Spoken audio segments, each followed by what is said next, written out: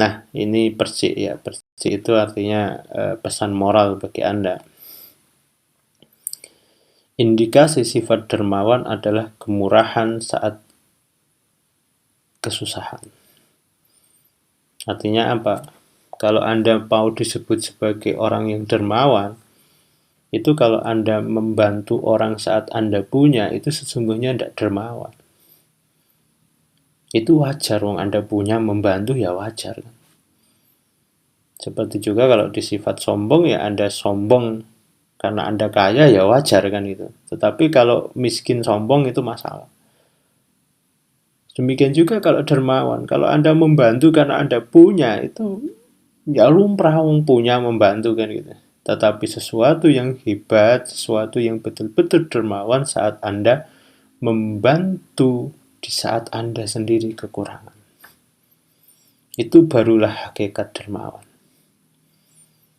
Kesucian juga begitu, jujur saat sendirian. Kalau Anda jujur saat dilihat orang lain, itu lumrah. Tak ada sesuatu yang istimewa. Kenapa? Anda bisa takut, dan Anda bisa malu, bisa begini gitu. Tetapi saat Anda jujur sendirian, tidak mau korupsi saat sendirian, nggak mau ini saat sendirian, nggak mau maksiat sendirian, maka itulah betul hati Anda suci, begitu ya. Sifat kelembutan adalah memaafkan pada saat marah. Kalau tidak marah memaafkan ya lumrah gitu, gak lembut Anda ini, biasa aja, hilm Anda nggak punya hilm di situ, biasa saja gitu. Tetapi saat Anda marah, Anda tidak suka, kemudian Anda memaafkan, disitulah sesungguhnya Anda betul-betul lembut. Nah, esensi lain misalkan kebaikan itu ketika Anda bisa berbuat baik pada orang yang dia baik pada Anda, sesungguhnya Anda ini bukan orang baik. Ya biasa aja Anda, karena Anda diberi kebaikan orang lain terus membalas kebaikan ya lumrah aja, nggak ada yang istimewa. Tetapi saat Anda bisa berbuat baik kepada orang yang dia berbuat jelek kepada Anda, yang dia menyakiti Anda, dia menzalimi Anda, sesungguhnya adalah orang baik.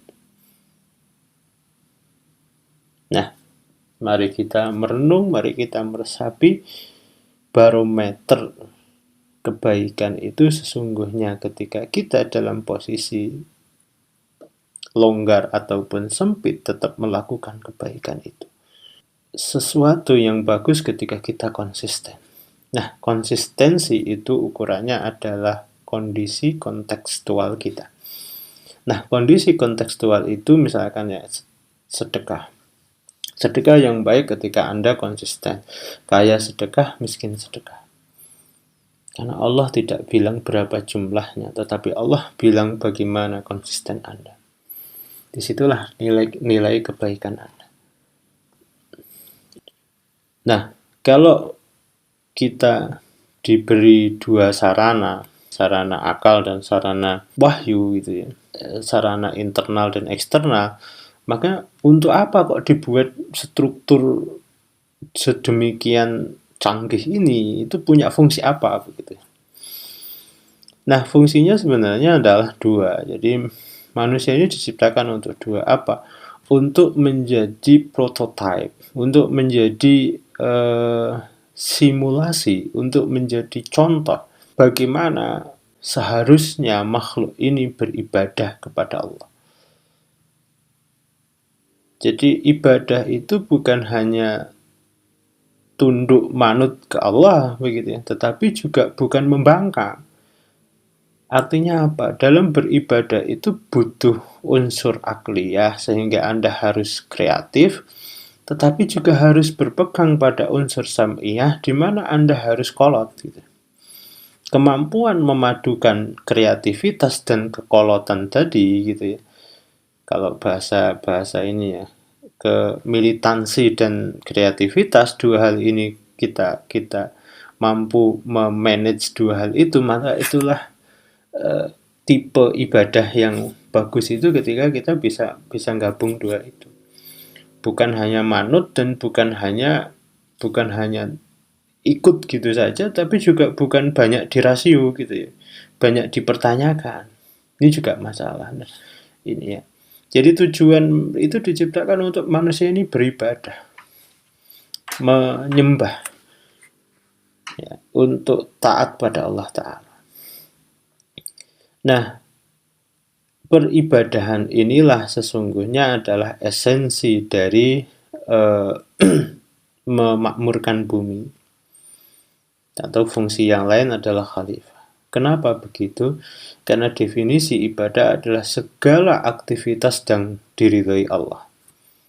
Ketika kita melakukan segala aktivitas, makan, tidur, terus kemudian bekerja, belajar, itu semua dalam koridor disesuaikan dalam juknis Allah, panduan yang Allah berikan, berada dalam timbangan hukum Allah. Misal kalau Anda makan selalu menimbang itu dengan hukumnya Allah, ini halal atau ini haram, ini boleh atau tidak boleh. Kemudian aktivitas itu ditujukan kepada Allah, mencari ridhonya Allah. Dua hal ini selalu dalam timbangan hukum Allah dan menuju pada Allah. Kalau semua aktivitas itu, maka itu adalah esensi ridhonya Allah. Kalau Allah sudah ridho, maka yang ada di dunia ini adalah kemakmuran. Jadi kalau kita ini selalu melakukan sesuatu itu atas timbangan hukum Allah dan kemudian semua ditujukan pada Allah Ta'ala, maka sesungguhnya yang tersisa hanya satu, hasilnya begitu. Apa? Kemakmuran. Maka dua hal ini tidak bisa dipisah. Jadi kalau Anda mau memakmurkan alam semesta ini, ya silahkan beribadah pada Allah. Kalau Anda beribadah pada Allah, Anda pasti memakmurkan alam semesta.